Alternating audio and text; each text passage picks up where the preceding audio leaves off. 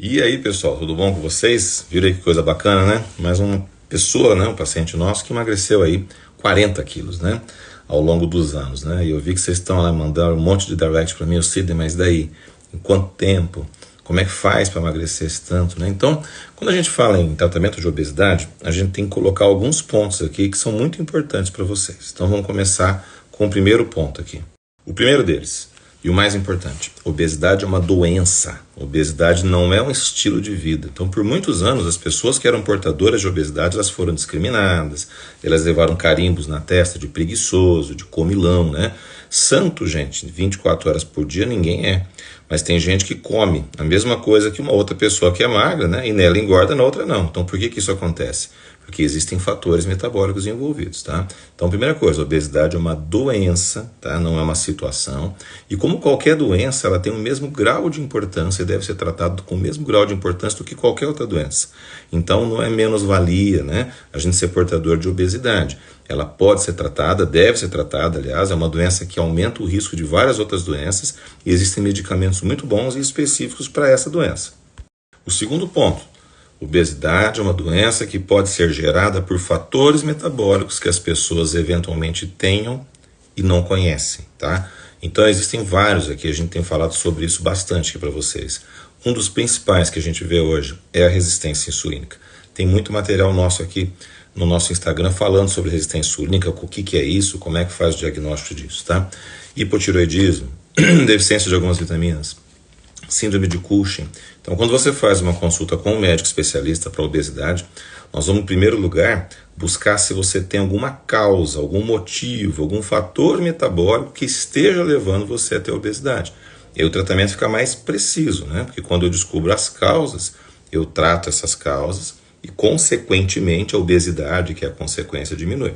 Então, muitas pessoas que tinham resistência insulínica, hipotireoidismo e tal, que trataram e facilita muito o serviço. O terceiro ponto, obesidade pode ser uma doença crônica. Eu falo por que pode ser uma doença crônica, né? Existem dois tipos de obesidade, eu sempre falo sobre isso aqui com vocês. Um deles que é aquela obesidade situacional. A pessoa engravidou, ganhou 20 quilos na gestação, perdeu 10, sobrou 10 para perder. Então, ela estava relacionada a uma situação, gestação. Existem casos de obesidade que acompanham o paciente por muitos anos. Então, Sidney, eu comecei a engordar desde a adolescência, ou desde a infância, ou desde a minha primeira gestação, e depois disso parece que o meu metabolismo mudou. Não parece, ele mudou mesmo. Então, existem o que a gente chama de disruptores endócrinos, são situações endócrinas que, uma vez ativadas, perpetuam a obesidade e fazem com que essa doença se torne uma doença crônica, como qualquer outra. E quando você tem essa característica de obesidade e doença crônica, ela deve ser tratada sem prazo para parar, para o resto da vida. Por isso que os novos medicamentos para obesidade são medicamentos feitos dentro desse contexto, que podem ser usados por período indeterminado. Quarto ponto muito importante, quando a gente faz um tratamento para obesidade, a gente divide esse tratamento em duas etapas. A primeira fase é a fase de perda de peso.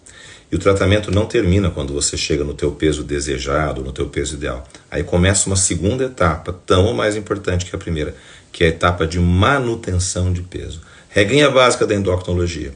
Quanto tempo eu tenho que fazer manutenção? O número de quilos que eu emagreço e o número de meses que eu não posso engordar. Sidney, eu emagreci 40 quilos, como o nosso amigo ali. São 40 meses sem ganhar peso. Com remédio, sem remédio. Depende do grau de reeducação alimentar que você chegou, né, no final desses 40 quilos, e de como estão os fatores metabólicos que fizeram você engordar. A resistência insulínica reverteu, o hipotireoidismo está bem controlado, né? Então, uma coisa não exclui a outra. Então, sempre duas etapas, nunca termina quando acaba, tá? Começa uma segunda fase mais importante que a primeira, que é a fase de perda de peso. E o quinto ponto que eu quero colocar para vocês, não existe remédio para emagrecer. Olha só que coisa, existem medicamentos que auxiliam o processo de perda de peso. Todo tratamento tem como base dieta e atividade física. E depois disso, o medicamento. E esses medicamentos, gente, eles têm que vir dentro desse novo contexto, que possa ser utilizado por tempo indeterminado. Então, existem muitas pessoas que não têm tempo para parar de tomar o remédio. Da mesma forma que existem pessoas que não podem parar de tomar o remédio para hipertensão, senão a pressão volta a subir. Se parar o remédio para colesterol, ele volta a subir. Então, por isso que essas fórmulas muito loucas, manipulação com muita coisa junto, remédios que agem sobre o sistema nervoso central, eles não podem ser utilizados hoje dentro desse contexto moderno de tratamento para obesidade. Os medicamentos têm que ser dóceis e eficazes o suficiente para poder ser utilizado pelo tempo que for necessário. Sexto e último ponto, talvez o mais importante deles. Gente, nunca usem medicamentos para emagrecer por conta própria. Pior do que não tratar a obesidade é mascarar ou tratar mal, tratar da maneira errada a obesidade. Muita gente tomando Ozempic e vários outros medicamentos sem receita.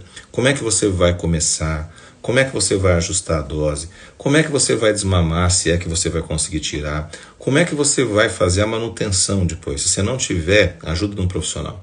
Então, encare a obesidade com seriedade. Faça um tratamento sério, com bons profissionais, tratamento sem ser picaretagem, tá? E pense sempre a longo prazo. Não adianta quantos regimes, quantas dietas vocês vão fazer até chegar no peso. É melhor você fazer uma só, chegar a estabilizar depois? Então, pense nisso. Né, Felipe? Dá tchau para as pessoas. Um beijo para vocês. Fiquem com Deus.